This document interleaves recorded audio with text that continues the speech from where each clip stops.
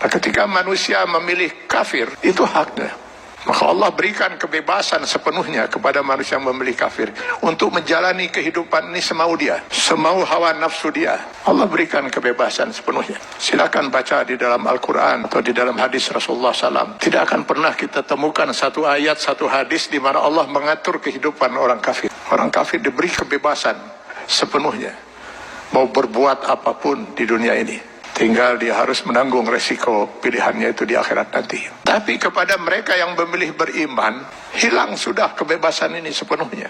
Karena seorang mukmin dia dituntut untuk Islam. Akar katanya adalah aslama, berserah diri.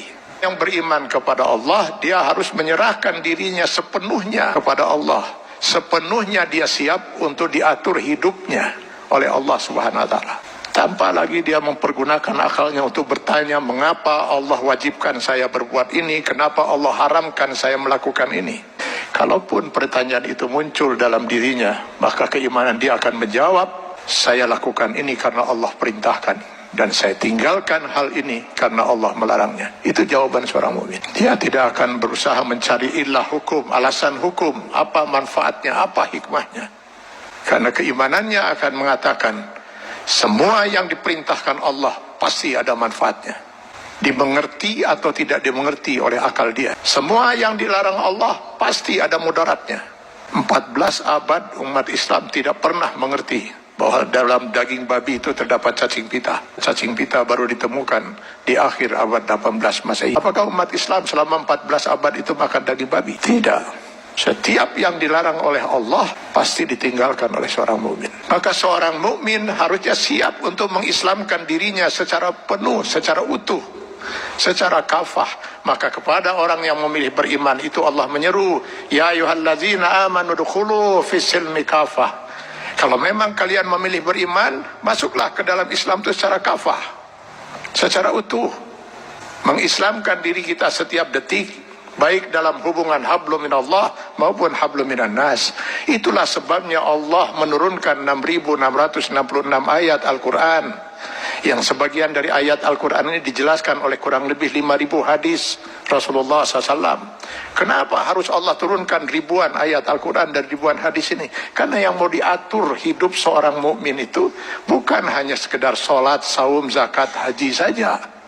Seluruh kehidupan dia per detik, mulai dari masuk WC, keluar WC, sampai mengatur kehidupan bermasyarakat, bernegara. Ini kalau dia mau milih beriman.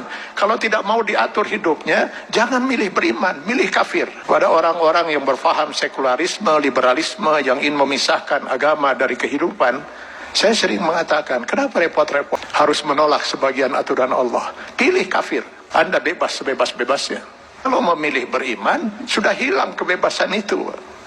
Dan pilihannya hanya satu di antara dua. Memilih kafir atau memilih beriman. Memilih beriman konsekuensinya kita sudah harus Islam. Mengislamkan diri kita, menyerahkan sepenuhnya diri kita untuk diatur hidup kita oleh Allah Subhanahu wa taala. Karena itu setiap orang mukmin sadar betul bahwa selamat tidaknya dia termasuk orang yang ditangisi oleh tidak oleh Rasulullah SAW. Dia harus bisa mengislamkan dirinya setiap saat. Karena yang nanti akan dimintai pertanggungjawaban di yaumil akhir bukan hanya sebatas sholat, zakat, saum, haji saja, tapi seluruh kehidupan dia per detik. Mudah-mudahan ini bisa menjadi bahan muhasabah bagi kita semua. Kita islamkan diri kita secara kafah dalam batas kemampuan yang mampu kita lakukan. Karena Allah tidak akan menuntut kita di luar kemampuan kita. Semoga kita bukan termasuk orang yang ditangisi oleh Rasulullah SAW.